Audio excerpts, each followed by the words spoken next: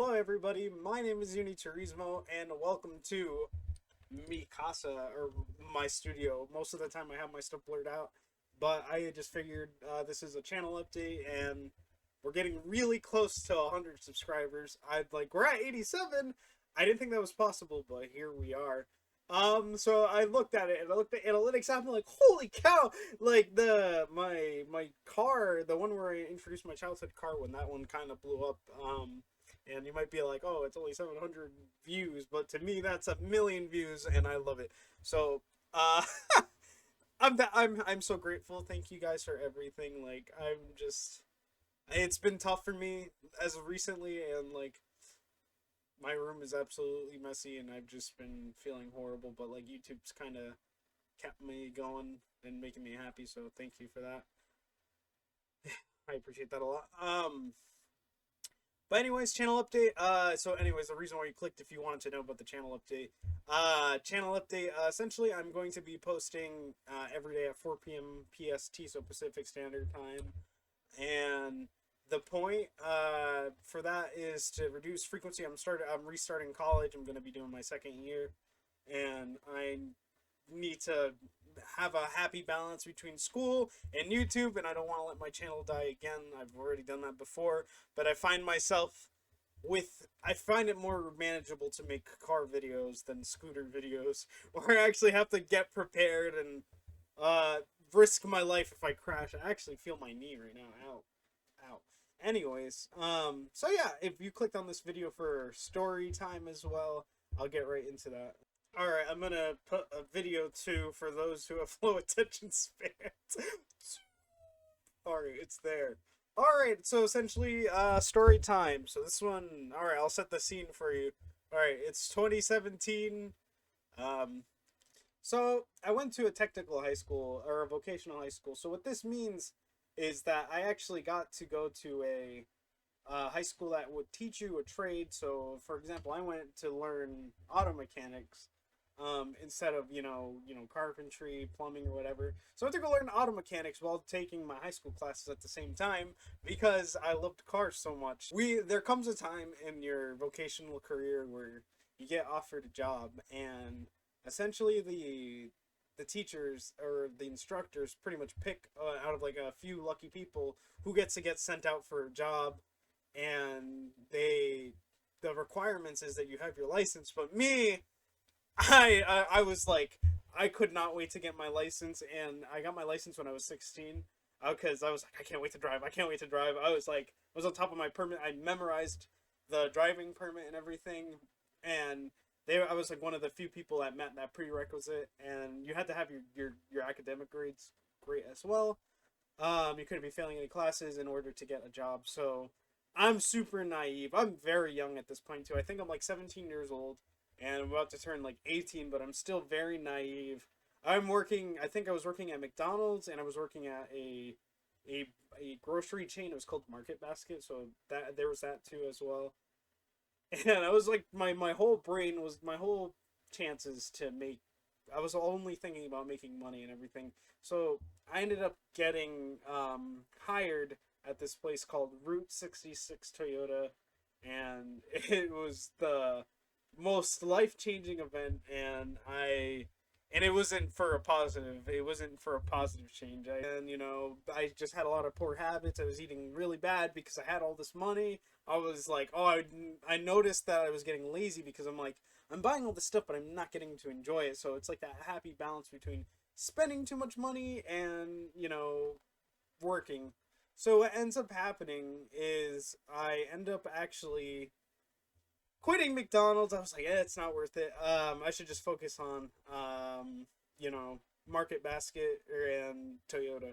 Route 66. Route 44. I kept calling it Route 66. Why did I call it Route 66? I wonder where that came from. Oh, it was probably from cars or whatever. So I worked at Route 44 Toyota in Raynham. It's a place in Massachusetts. That's where I used to live at. And when I got there, I got bullied so hard. So me, and you probably hear it from my demeanor, I sound very nerdy. I sound very uh like like someone you'd want to punch in the face. And when I went to an environment especially mechanics and stuff. You have a lot of guys that are very gruff and very I don't know how to say it, like not locker room. It's very not. There's a certain kind of environment that expects you to be like very resilient and tough, and I didn't have that, especially at 17 years old, being very young. And there was people from my high school that were actually in that job too. Um, but these guys all like they worked on their cars and they had a lot of experience because they worked on their cars at home and stuff. And me, the only thing that I knew really about cars was from what I learned from a textbook and like from playing like car games. So I only knew stuff so much. So I was very like book smart, but I wasn't very, like actual like hands-on smart and stuff. So I get made fun of for like, oh, you should kill yourself. You're a loser. This, that, and I'm like, oh my god. And then because of my skin color and like the haircut I had at the time, they were calling me Aladdin and stuff. And I was like, oh my god. So, just keep in mind, I was like one of the only few brown people that worked in that actual auto shop. So, and I know the camera doesn't really reflected that well, but I can get pretty dark in the summertime. So what ends up happening is I get made fun of. They keep calling me Aladdin. There's this guy, I'm gonna call him Bob. He's like a cousin to somebody in one of my classes and stuff.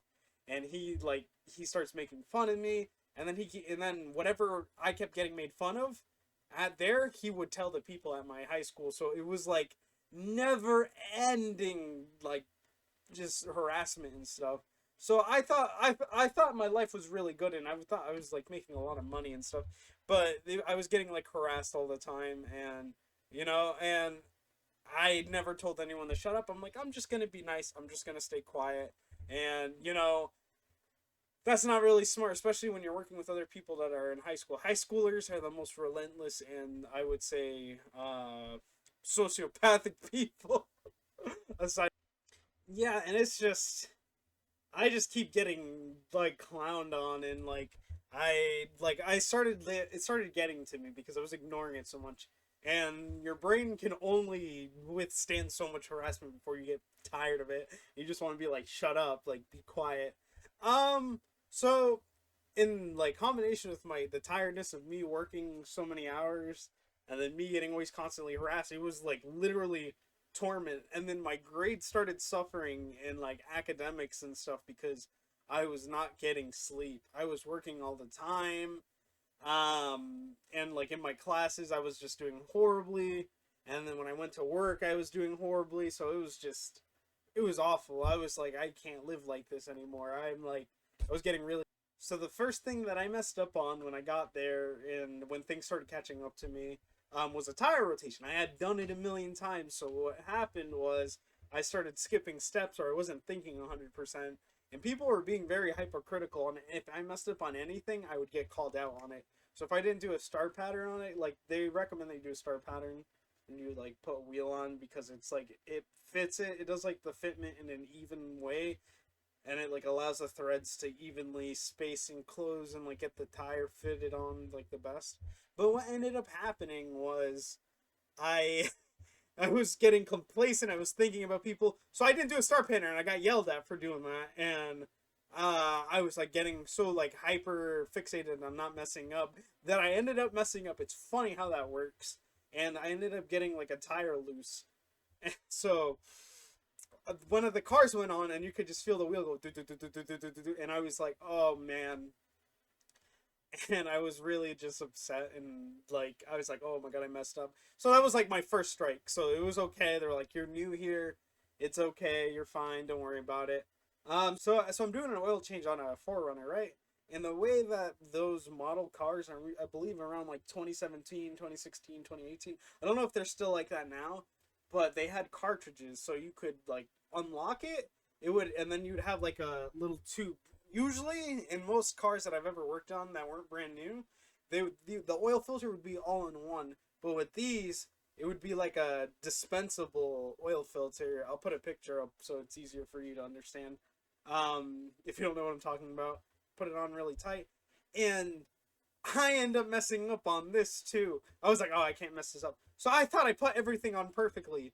And for some weird reason, or I wasn't thinking or whatever, I tightened it and it was very loose. And I was like, dang it. So the car ends up driving and it starts leaking. And I leaves a trail and they had to clean it up. And then it was a customer saw it. So they started yelling at me. They're like, oh, what's wrong with you? Blah, blah, blah, blah, blah. And I'm like, oh my God, I'm so sorry. So that's my second strike. And they're like, okay, it's fine. You're still new. This happens. Just don't let it happen again. And they're just kind of stern. And I'm like, okay, well, all right. I'll try not to make that mistake again. So we're coming up on the juicy part. I started working there at like September, or was it October? No, October. So 4 months. So I've been working there for 4 months. Four mess ups. So think of like average one mess up per month. And a new month rolls around. It's really snowy. My car breaks down, and I start showing up late to work like pretty frequently because I was driving a Volkswagen Cabrio, and that thing kept breaking down on me. I literally got it from like a salvage yard or whatever, and I end up going to work, and it was super snowy, and it was really bad, and I was late. So January morning, I go in. I thought everything was all good, and in comes a really, really, really big truck. So it was a Toyota Tundra with a quad cab. So it was like an extended cab. It was a really big truck, and I'm like, how the heck am I supposed to put this thing on lifts? So I put it on like the lift, and like it looks really sketchy, and I'm like, how the heck am I supposed to be on this? Like how the heck am I supposed to do this? So I like try to ask for help for it, but nobody wants to help me, obviously, because nobody like it's just they're like, you should know what you're doing. You literally you went to school for this, you should know what you're doing. So I'm like, you're right, and I've been working here for 4 months, so I should have used my common sense. So this part still freaks me out to this day. I put it on the lift, and I lifted up, and it went like, and then and it like went forward, and like imagine those videos where you see the guy put a car on the lift and it like falls off. Well, it was like that. It's almost killing me, like almost squishing me, and I got like I don't know what miracle. Like sometimes I wish that actually it did fall on me, so I didn't have to experience what we call adulthood, the tragedy that is adulthood. But it ends up falling, or ends up like falling, and it like messes up. It like bends it, and this was like a really expensive, car. So I end up going. I end up hearing, "Oh, what the fuck!" And like he starts swearing. It was one of the guys who were like the shop floor manager or whatever. He's like, "I'm so sick of you. You're always messing up everything. Get out of here. I don't want to ever see your face in here again." And I get yelled at, and I'm like, "Oh my God." And I just like, I feel my stomach drop. I feel like my face is flush. And I've just like felt like the biggest failure. I knew that I was going to have to go back to school and like just face like just relentless, like just people talking crap and stuff. So I end up going back to school, and it's just like, it's terrible. And I didn't know if I was going to get fired or not. And I ended up getting the call like 2 days later. Hey, yeah, so due to liability reasons, we're going to have to let you go. Yeah, you can come collect your last check in a few days. We'll let you know. And so I was like really sad, and I was really upset. I was like, I hope I didn't get fired, and I did get fired. And I was just like, damn, I'm a loser. And and that actually left such a sour taste to me and cars, to my like whole life, that I just was like, I pretty much gave up on like my career ambitions of ever like doing anything car related, because I'm like, if I can't even be like an oil mechanic, maybe the car industry is not for me. And yeah, there's just I mean, I can't do a lot of things, honestly. I I'm pretty restricted in career options anyways, but um yeah, and it was tough, and yeah, that's pretty much the tragedy of my how I almost died. Yeah, I almost got crushed by a car, but yeah, thanks for tuning in. This has been story time with Uniturismo. There is no moral. Actually, there is a moral. Don't get greedy. And if you know something's not for you and people are harassing you, say something. Literally say something. Don't ever stay quiet because in the end, no one will ever care. Um, this has been Uniturismo and I'm signing off. Sadness.